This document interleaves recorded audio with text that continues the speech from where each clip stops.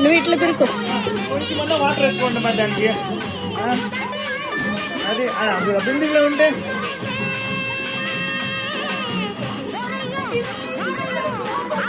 అందుకే చెప్పండి, కొంచెమన్నా వాటర్ వేసుకోండి.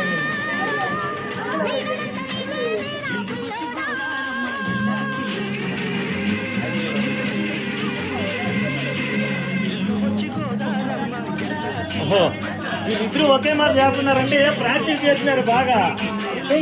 బ్యాక్గ్రౌండ్ సౌండ్ కట్ చేసుకో.